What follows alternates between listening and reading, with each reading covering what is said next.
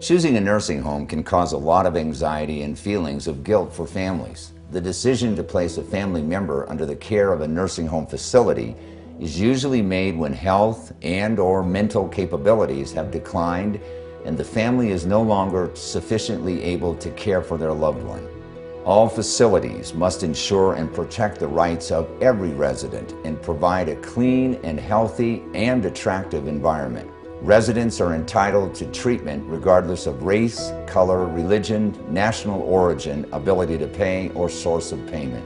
You may not be aware that you can review the state surveys of each nursing home that you have an interest in because Medicare and Medicaid facilities are required by law to let you see their survey reports. Every resident has the right to receive medical care, nursing care, rehabilitative and restorative therapies, and personal hygiene in a safe, clean environment.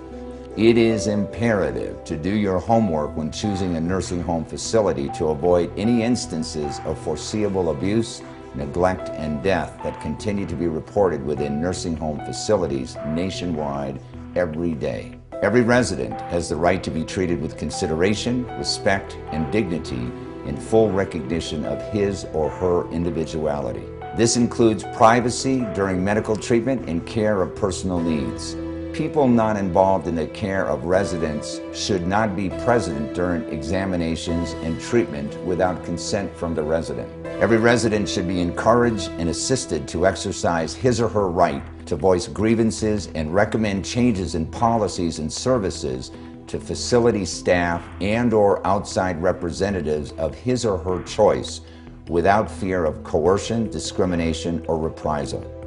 But as this next insider-exclusive tragic story clearly demonstrates, reports of serious physical, sexual, and verbal abuse are too numerous among the nation's nursing homes.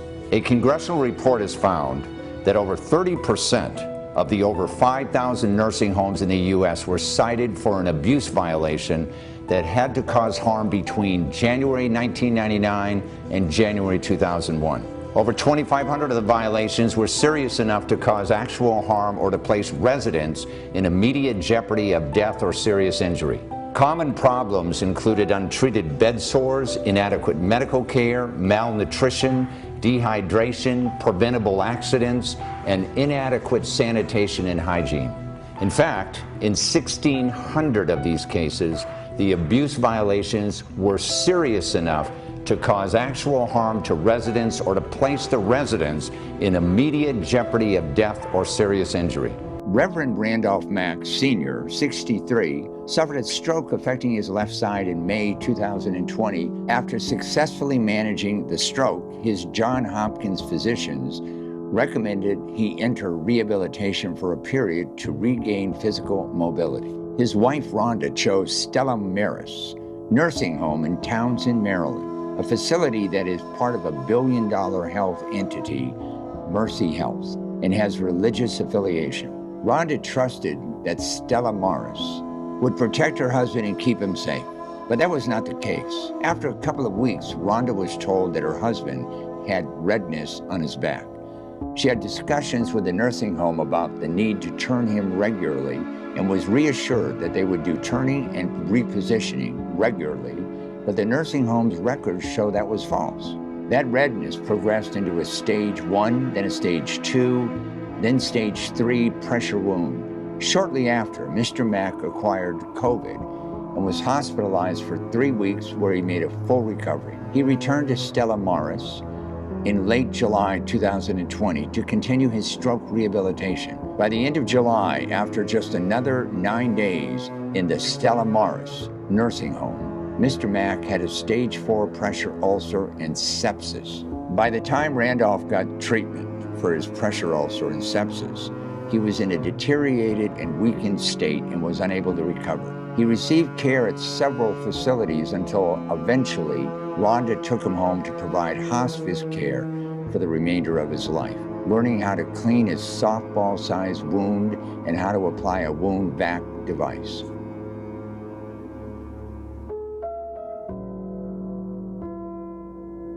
The jury awarded the Mack family $9,045,000. the largest nursing home verdict in Maryland history. The amount of the verdict has rattled the nursing home industry. Despite that fact, the verdict was reduced to $1,037,500 by the unjust cap that Maryland law places on pain and suffering damages.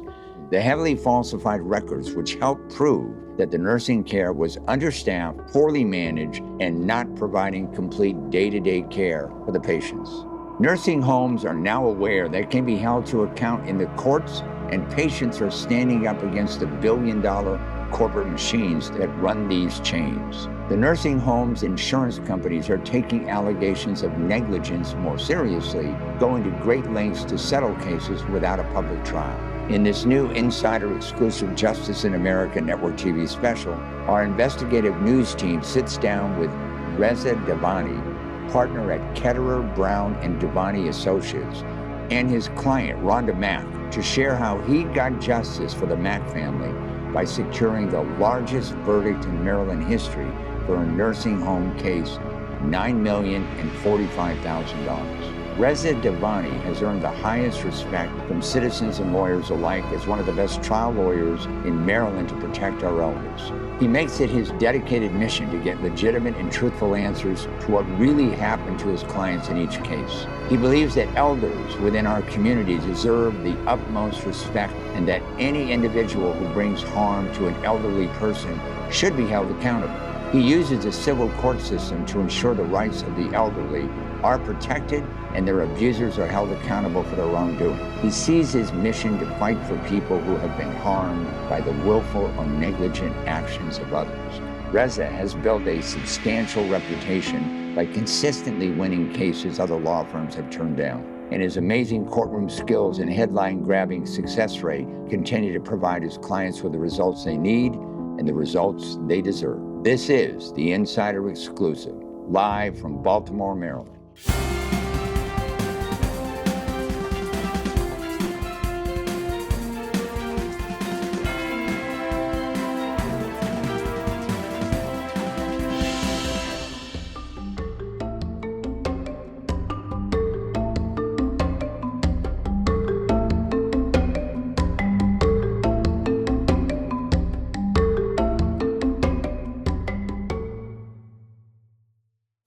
It is my great pleasure to introduce Reza Davani to the show. Welcome to the show, Reza. Thank you for having me. Appreciate you. Tell our audience a little bit about your firm and what you do at the firm. I work at KBD Attorneys. We're personal injury lawyers. We help victims who are hurt by sexual assault, mass torts, and what I do is primarily helping folks that were hurt in nursing homes.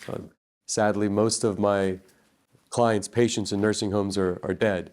So they need some real justice. Today we are here talking about one of those cases that you had a landmark verdict, over $9 million in a nursing home case. Your client was Reverend Mack. Tell our audience a little bit about who he was. Pastor Mack was truly a gem in the community. He ran a small parish here in the Baltimore area. He had 3 kids. His wife, Sister Mack, who's also a school teacher, was a member of the community. It's a gentleman who just really gave and gave and gave. He was a boxer in his youth, and he had a strong spirit and a strong heart, but he had a stroke, and that kind of turned a chapter in his life, and that's how he ended up in the nursing home and kind of brought the story that brought me into his life. And he was only 63 years old, right? He was very young, that's right. His wife at that time chose the nursing home. What was the name of the nursing home? Stella Nursing Home. Okay, and she chose it because why? Well, it was a local nursing home. It was accessible to her, and she thought, okay, she's going to be able to go there and check on him. And Stella Morris is actually part of a billion-dollar health system, the Mercy Health System. So it's not some local mom-and-pop shop. It's one of the largest nursing homes in the state of Maryland, owned by a huge, huge corporation. Yeah, that may be a great selling point for them, for the nursing home. When you walk in their doors and you're deciding whether you're going to go there or not, or have someone go there. But what I have found in a lot of these cases, there are probably only 4 big conglomerates that own most of the nursing homes throughout America. And when you go to sue them for whatever they're being sued for, oftentimes you find that they will say they're at arm's length. In other words, they're the deep pockets, right? but they're going to say they run their program by themselves, so we're not included, we want to be dismissed from the lawsuit. Do you find that same case in this situation? That also existed here, yeah, because Mercy wasn't directly involved in the day-to-day operations of Stella Maris, but it certainly is part of its financial portfolio. Tell us what evolved after that. Well, he went in there without a bed sore. Within a matter of a few short weeks, he started to develop this bed sore. He started to have an infection. He wasn't in good shape. So the nursing home sent him to the hospital. And, the hospital stabilized him, sent him back to the nursing home, effectively gave the nursing home a second bite of the apple, a second chance to do the right thing. But our investigation of the records showed that they went right back to doing the same thing they were doing during the first admission. And after just 3 more weeks in the nursing home, the bed sore was big enough that you could literally fit both your hands fully into it. Okay, and why did it get into that situation, this condition anyway? What wasn't the nursing home doing? At its most basic level, a bed sore happens if a patient's effectively abandoned, left in the same position over and over for an extended period of time without being moved. That pressure on the skin causes a lack of blood to perfuse in that area, and then the cell dies. So what we found out is they were just leaving him there over and over again. So how often should they be turning a person? The standard is you have to turn and reposition a patient at least every 2 hours, more frequently as the need arises based on their specific needs. Here, the records for the turning and repositioning logs looked like Swiss cheese, which was our first indication that there was a problem. And so there were lots of times they weren't turning him. But then when we did a deeper dive and we hired a record consultant that helped us with that, we actually found that even the times they said they turned him, they actually weren't. So eventually, when you did a forensic examination, and this is what you showed the jury, right? We did. Tell us what they found. One, there's important assessments that should be done for finding out what a certain patient's risk is, and that guides the care plan. And we found out that some of those things that they said they did initially, they actually hadn't done. How did you find that out? Well, with the help of an expert consultant, Ms. Gonsman, the record expert, she found out by digging in and doing a live inspection of their record systems that they had backdated certain records. Now, it was difficult to get those records in the first place because that's a game they play, right? It was very difficult. In fact, before we filed the lawsuit, they were playing hide and seek with the records. We had to file a complaint with the Office of Civil Rights and get a federal investigator involved. And even then, they didn't give us all the records. By the time we got to the finish line in the lawsuit, they had given us 11 different versions of the records, and we had to eventually go in and do an inspection and look at the digital records ourselves. And the nursing home was not fined for this, no? They were never fined for it. They should have been, right? I think they should have been fined for it, yeah. They're supposed to release all the records, even without a lawsuit being filed within 30 days. They did not do that. Now tell us about your closing argument in front of the jury. What was the most persuasive thing or things that you said that ended up becoming the record nursing home verdict in this country, right? Nursing home abuse verdict, $9,045,000, something like that? It's the largest nursing home verdict in Maryland history. And for sure, the main thing I think that got the jury there was telling them the story of Pastor Mack. I think one of the most touching things was his wife, Sister Mack, because this was during COVID, couldn't even go into the hospitals to visit him. So she would sit outside of hospital windows, and they're very religious, and she would sing hymns to him from outside the window, just waiting. There was, in fact, one facility he was at, she couldn't even see him. She could only see his feet because of the way the location of the room was located. And she would just stare at his feet and sing songs to him. Didn't the nursing home use this as a defense, saying he died of COVID? They tried to. How do you disprove that? Well, the reality is, what I told the jury was Randolph Mack got COVID. Randolph Mack beat COVID, like many of us. He wasn't on a ventilator. He wasn't on a respirator. He was simply COVID positive, but COVID didn't cause his wound and COVID didn't cause his death. So I would assume that the falsification of the records, how difficult this case, how they made the case difficult for you, helped with that jury verdict, didn't it? They absolutely shot themselves in the foot. They shot themselves in the foot. There were a lot of things they did in an attempt to hide evidence from us that backfired, because while it may seem like good insurance lawyer strategy before we get to a jury. In front of a jury, they weren't happy. So for example, all the holes in the records that showed they weren't doing things, we wanted the schedules to show who was working those days. And they said, sorry, we can't find the schedules. And the jury wasn't buying that this huge company couldn't find its own work schedules. Now, eventually, because we are in the state of Maryland, that verdict was reduced. Tell our audience why and what it was reduced to. The verdict was reduced from $9 million and change to about $1,045,000. And the reason is there are some politicians that have gotten together in some states, Maryland being one, and they decided to place a value, an arbitrary value on human life. And in Maryland, for a medical malpractice case, that value has been around $850,000 to $1,050,000. Now, the awkward thing about that is if a doctor negligently kills you in Maryland, your life is worth no more than about $1 million. If a drunk driver kills you in Maryland, your life is worth about $2 million. That kind of speaks to the ridiculousness of this concept of a cap. It's not really based in reality. Yeah, it sounds very unfair, obviously. What is your firm and other lawyers like you trying to do to change that? Slowly, we're trying to gain momentum to help our legislators see that the government should not be deciding the value of a human life.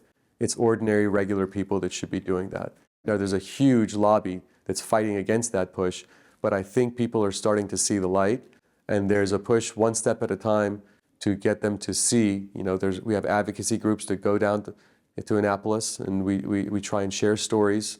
And in fact, Sister Mack shared stories to try and help them see why it's unjust. Because when you look at what the nursing home did in this case, including its cover-up and doctoring the records, really a huge chunk of justice was taken away from what the ordinary citizens said would have rebalanced the scales for what was done here. Sister Mack could not be here today, so we have her on Zoom video right now. Let's go to that right now.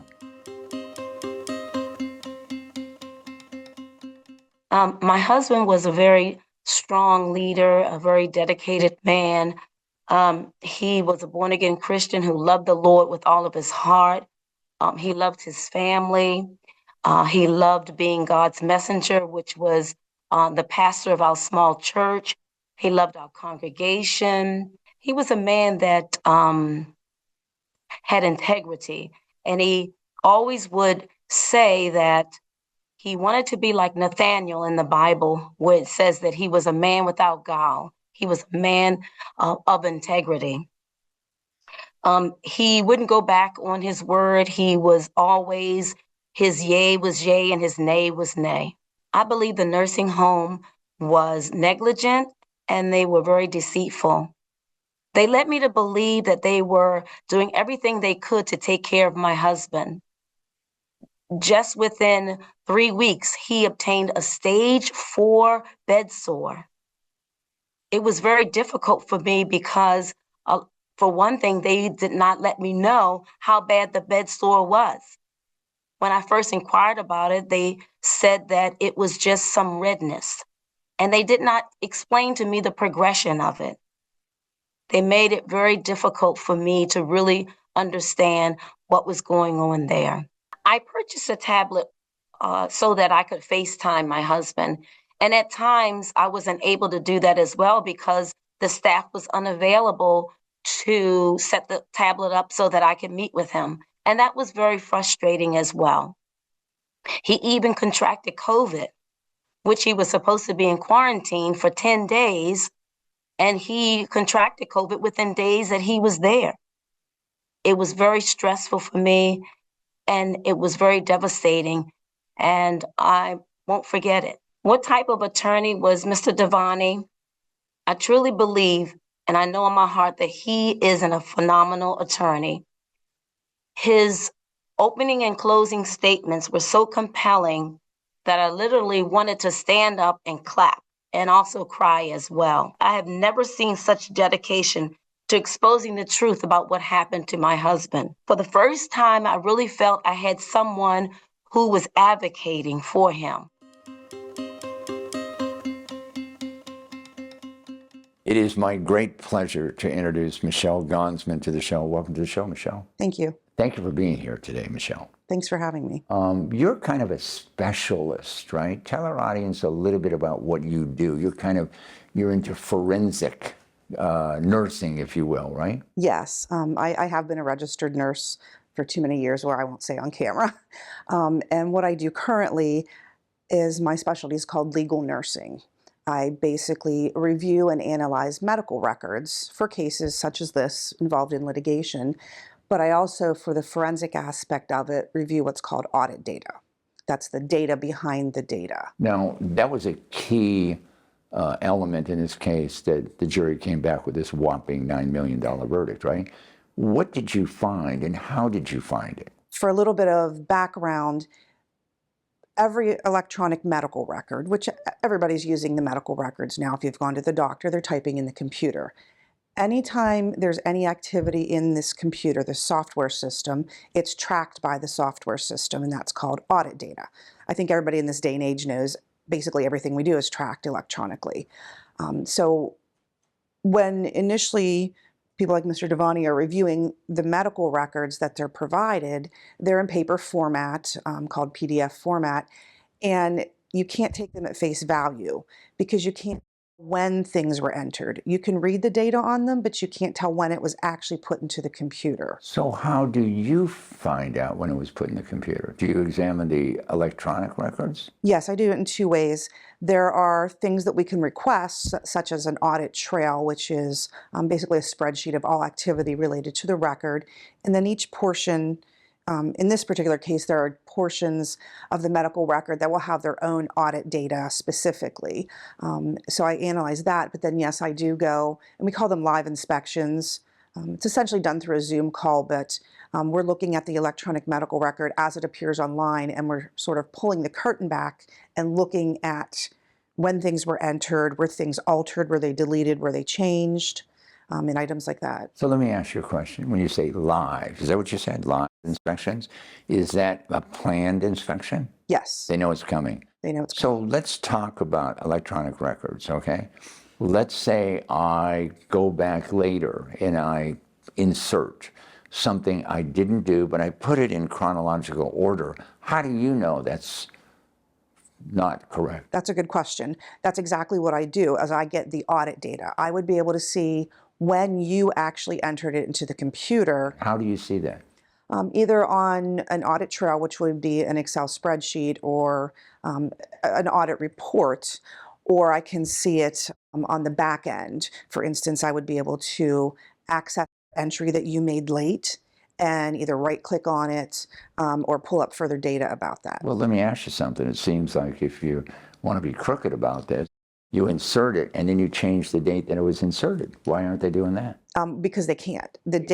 The computer records the date that it's inserted. It's automatically recorded by the computer, so you can't change that timestamp. In this case, what did you find some of the most outrageous falsified insertions in this particular case? There were a couple. I think the biggest one was, and I think Mr. Davani referenced this, it's called a Braden score. Basically, the nurses have to say how much at risk is this patient to develop bed sores, pressure injuries. And the nurses must do these, and then depending on their level of risk, they have to plan and intervene to prevent bed sores and pressure injuries. How do you determine how much of a risk a patient is at to develop bed sores? In this particular case, it's called a Braden score.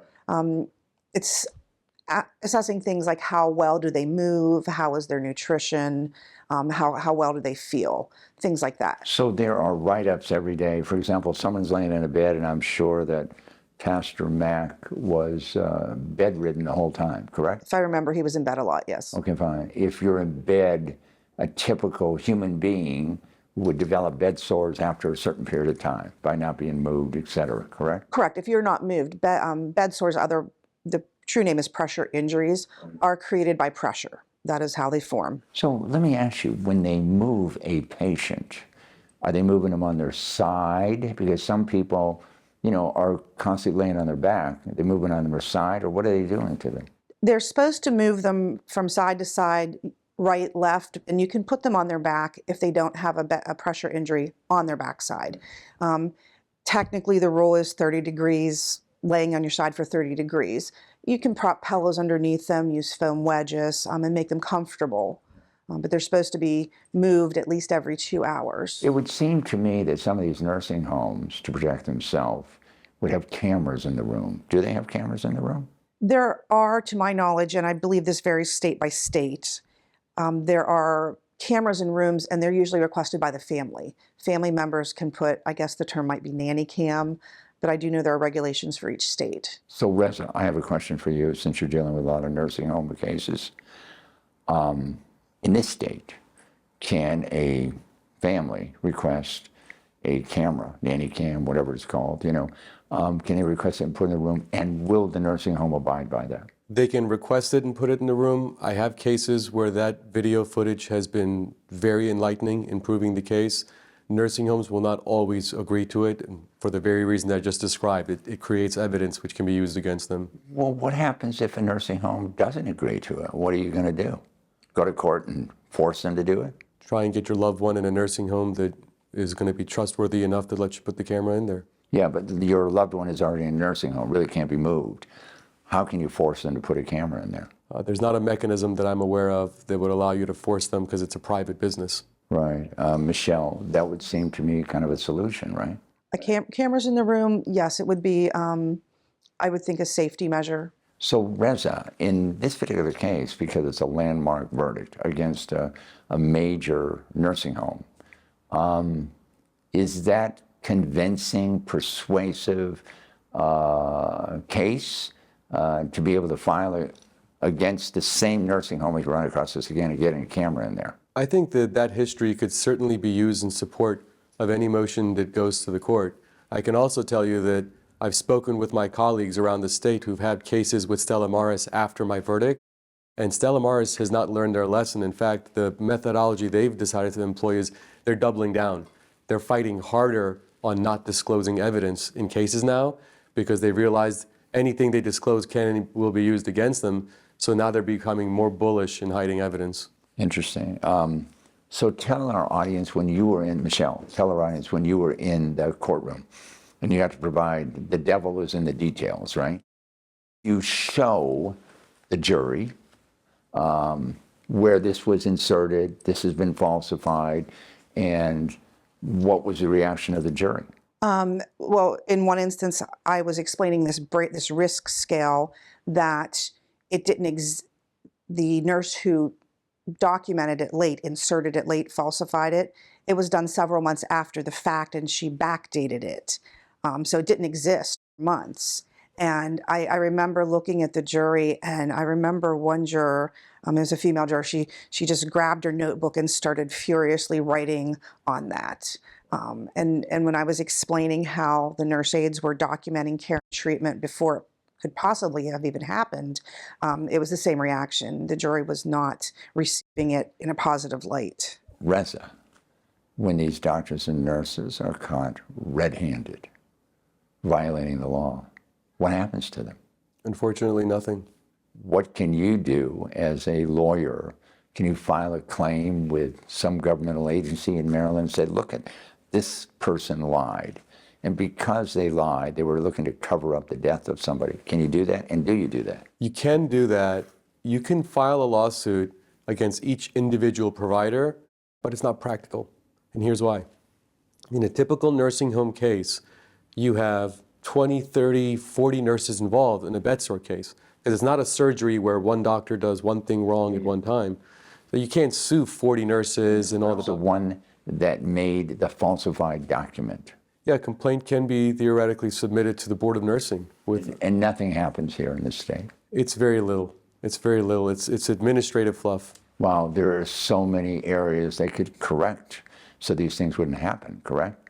But it seems like nobody gives a damn, right? Well, again, it's limited governmental resources to pursue and investigate these claims, and the fact that the Maryland Department of Health is so backlogged in doing surveys of nursing homes is evidence of that. Yeah, Michelle, because this was a landmark verdict, do you feel it is one of the most outrageous examples of falsified documents you've ever seen? It was very outrageous in this particular case, but I actually work on many cases across the country.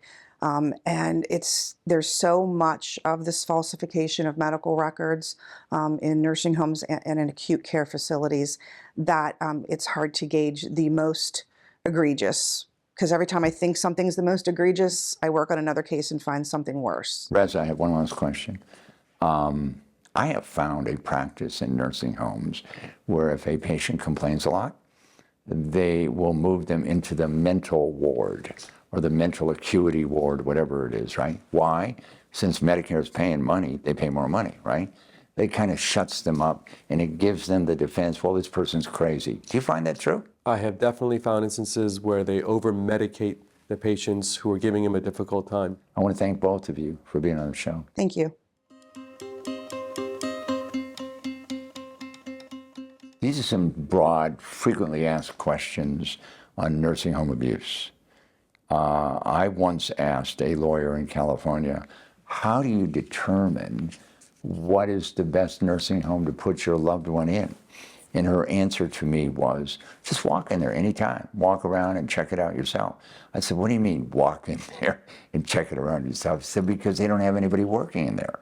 Very few people go in there on the weekends, right? And you can see, you know, how the people are being taken care of or not being taken care of. Do you find that true too? That is the best answer anyone should give and can give. And the reason is, CMS has a website, Medicare Compare, where you can go see the rankings of nursing homes, and it's a 5-star system.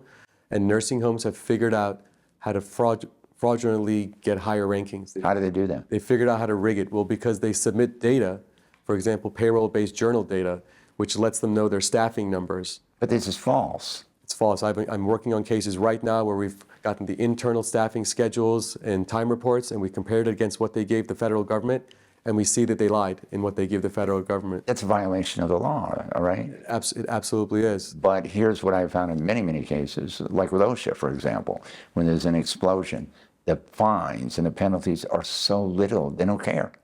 What about in the nursing home? They're peanuts. In fact, you can go on Medicare Compare and see the fines that nursing homes are getting, and they're peanuts, $3,000, $5,000, $10,000. Yeah, nothing. Business expense. Yeah, the only way to really know if you can trust a nursing home is to go in there unexpected and say, I'm considering putting my loved one in here.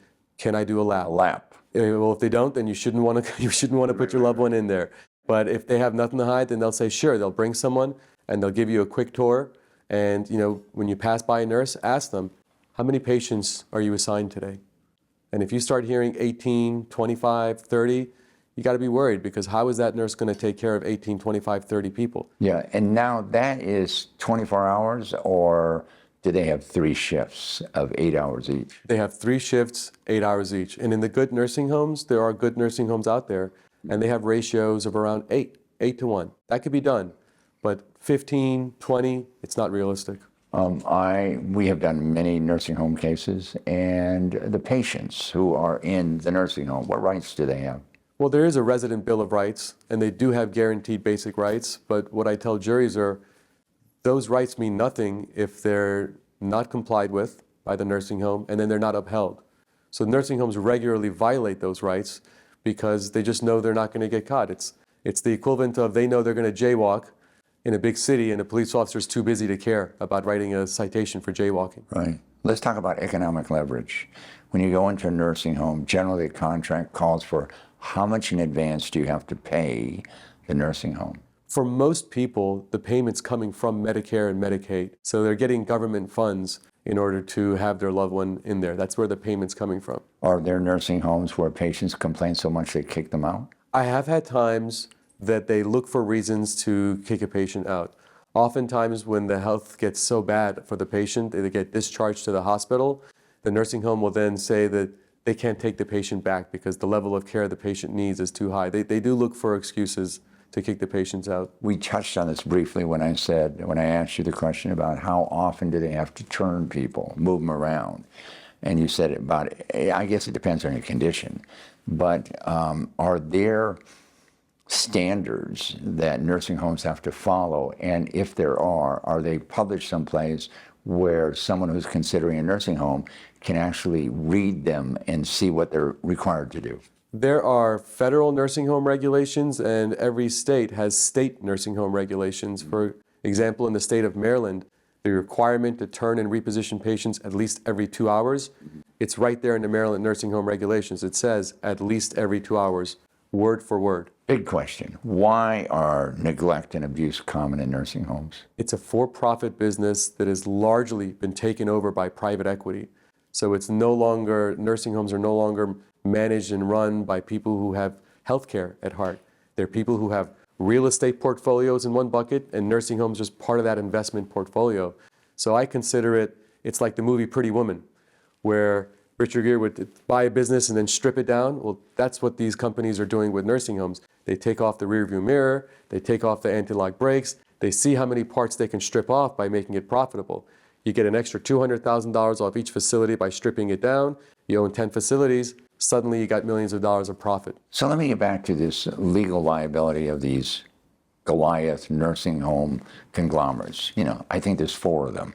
One of them that owned this one was Mercy Health, was it not? Mercy Health is a huge hospital conglomerate. My question is, how is it that they're benefiting economically and yet they're not supposedly involved in the operation of the nursing homes that they own? With all of these companies, they distance themselves, with these sort of... That stands up in court? It does, because it's these complex corporate structures. And for you to go from the nursing home as a defendant all the way up the ladder to those parent companies, it's really a risk-reward question. And these companies know that. The amount of extra effort and energy and costs a law firm has to spend to make that nexus between that parent company doesn't always make sense, especially in a state like Maryland where there's a cap.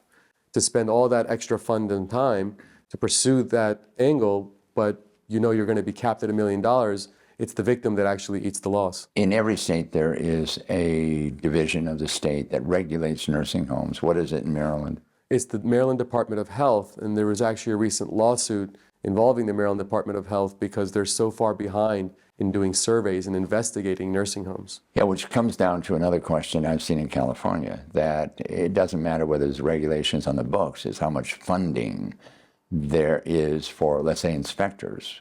One story we did in Georgia, for example, there was only one inspector for the whole state. Now, how's he going to possibly, address all the problems complaints that have been filed? Do you find this the same case in Maryland, funding? Absolutely, absolutely. In fact, in multiple cases that I've had, the family had filed complaints for abuse 2 or more years before, and finally, 2-3 years later, when I'm investigating the case and we're in the middle of a lawsuit, one time it was actually 6 months before trial, finally, the Department of Health did an investigation and we got the survey results that showed, the nursing home was violating the standards. Now, you talked about 3 years later, 2 years later, investigating the case. There's a statute of limitations on that cap, isn't there? If it is prosecuted in the first year, is there a statute? In the state of Maryland, there's a statute of limitations for when you can file the claim, and the cap will apply based on the year of the injury. So in other words, it's moving up. It moves up every year incrementally. That's right. Okay. How long were you on this case? I was working on the case for Pastor Mack for over 2 years. How long does it usually take to resolve a nursing home case? It depends. I would say that on average, it will take 2 to 3 years. Because of the cap, nursing homes in Maryland think they're invincible. Because they think, well, what's the worst that could happen? Worst case scenario, we lose $1 million. So we'll just put you to task and make you take us all the way to court. And a lot of lawyers will fold in the interim. And so they'll never see the light of day. As a result of this big verdict, landmark verdict, $9 million, right? You are now being approached by other people. In fact, you mentioned you are looking at some cases in D.C., correct? Correct. Similar type cases. How do you select the cases that you want to handle? There is so much fraud happening in nursing homes right now that I'm basically picking the worst of the worst. And I I wish I could say I had to fish heavily to find those, but they are abundant. So I'm looking for cases where I see the nursing home was doctoring the records, was falsifying records, and I have those in multiple states right now. Wow. I want to thank you for being on the show, and congratulations on the verdict. Thank you for letting me share this story with you. Thanks for joining us. You can get more information about our guest and the issues at insiderexclusive.com.